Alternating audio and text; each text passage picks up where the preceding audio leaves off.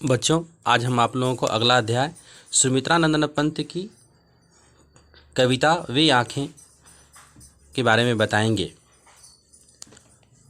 बच्चों, छायावादी काव्यधारा के प्रमुख कवि सुमित्रा नंदन पंत का जन्म सन 1900 ईस्वी में उत्तरांचल राज्य के अल्मोड़ा जिले के कौसानी नामक गांव में हुआ था। उनके बचपन का नाम गोसाई दत्ता था।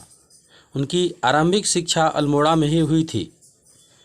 उच्च शिक्षा प्राप्त करने के लिए वे इलाहाबाद आ गए। सन 1919 ईस्वी में उन्होंने मयोगर सेंट्रल कॉलेज में प्रवेश लिया, परंतु महात्मा गांधी के असहयोग आंदोलन के प्रभाव में आकर परीक्षा दिए बिना बीच में छोड़ दी। उसके बाद स्वाध्याय में लग गए। सन 1938 में उन्होंने रूपाक्ष नामक पत्रिका निकाली। सन 1950 से 1957 तक वे आकाशवाणी में हिंदी के सलाहकार रहे। पंत जी को सोवियत भूमि का नेहरू पुरस्कार, साहित्य अकादमी पुरस्कार, भारतीय ज्ञानपीठ पुरस्कार एवं पद्म भूषण से सम्मानित किया गया। पंत जी का सन 1977 में निधन हो गया। उनकी प्रमुख रचनाएं वीणा, ग्रंथि, पल्लव, गुंजन, युगवाणी, चिदंबरा, लोकायतन आदि हैं। काव्य के अतिरिक्त उन्होंने कहानी, आलोचना, आत्मकथा आदि गद्य विधाओं में भी रचना की। छायावादी कवियों में सुमित्रा नंदन पंत का प्रधान स्थान है। उनकी साहित्यिक यात्रा के 3 चरण हैं। पहले वे छायावादी हैं, फिर समाजवादी आदर्शों से प्रेरित होकर प्रगतिवादी हैं और उसके बाद अरविंद दर्शन से प्रभावित होकर अध्यात्मवादी हैं। पंत जी को छायावाद का सुकुमार कवि माना जाता है। उनका संपूर्ण हिंदी साहित्य आधुनिक चेतना लिए हुए है। उनकी गुंजन रचना में प्रकृति और मानव सौंदर्य के प्रति नई भावनाएं हैं। पंत जी की भाषा शैली अत्यंत सजीव और चित्रमयी है। वे भाषा के प्रति बहुत सचेत थे। उन्होंने अपनी भाषा में अधिकतम तत्सम शब्दों का प्रयोग किया है। मुख्य रूप से काव्यात्मक होने के कारण उनकी भाषा अलंकृत हो गई। वे खड़ी बोली के पक्षधर थे। उनकी शैली चित्रमयी, भावमयी और प्रवाहमयी है। बच्चों, वे आँखें, उनकी कविता का नाम है वे आँखें। ये वस्तुतः किसान के पर लिखी गई है और उनकी व्यथा को उन्होंने उतारा है।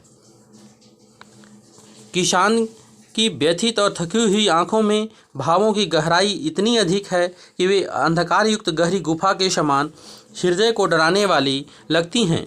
उन आँखों में बहुत अधिक भयानकता है और वे दीनता एवं दुख के कारण एकांत में रोती रहती हैं।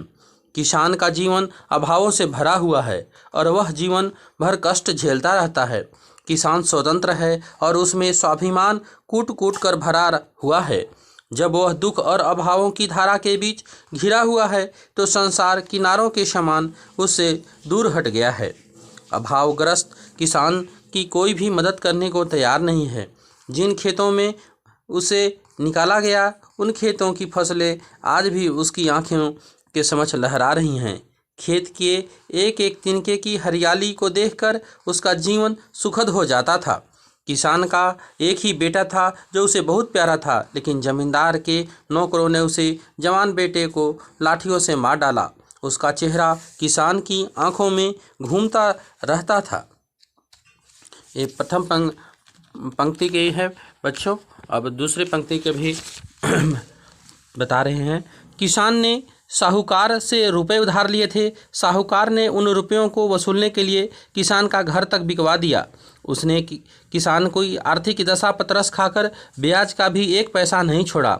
बैलों की जोड़ी को नीलाम होना भी उसे बहुत दुख पहुंचाता है, जिससे वह रोने लगता है। उसकी गाय भी उसके सिवाय और किसी को अपना दूध नहीं दूहने देती थी।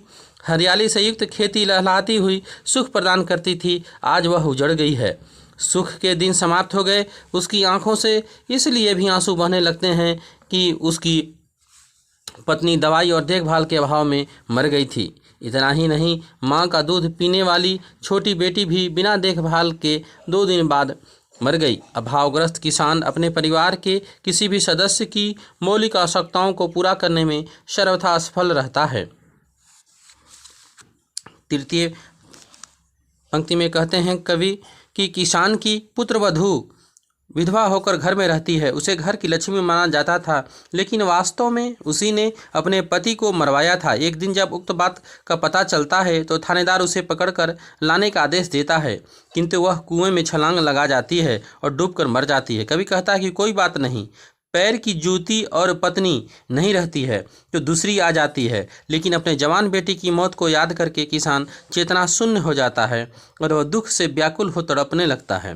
किसान अपने बीते हुए सुखद जीवन को जब याद करता है तो एकाएक उसकी आंखों में चमक आ जाती है, किंतु शीघ्र ही दुख की छाया से उसका चेहरा फीका पड़ जाता है और उसकी आंखें तीक्ष्ण धार के समान उसे पीड़ा देने वाली लगती हैं।